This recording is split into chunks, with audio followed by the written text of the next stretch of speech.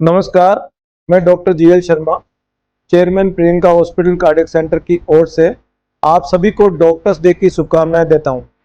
आज के इस विशेष अवसर पर मैं आप सभी मरीजों और अपने परिजनों का हृदय से धन्यवाद करना चाहता हूं, जिन्होंने हम पर अपना विश्वास बनाए रखा।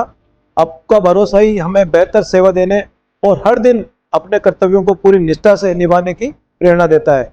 हमारा संकल्प है कि हम आपको गुणवत्तापूर्वक सुरक्षित और संवेदनशील स्वास्थ्य सेवाएं प्रदान करते रहेंगे।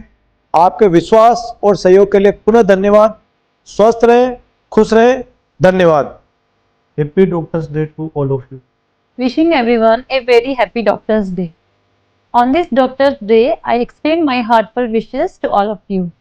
चिकित्सा एक पेशा नहीं, मानवता की सेवा है। Happy doctors day.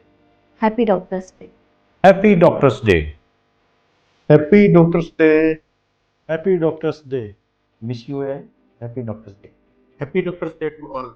Dear friend, wish you very happy doctor day. Thank you.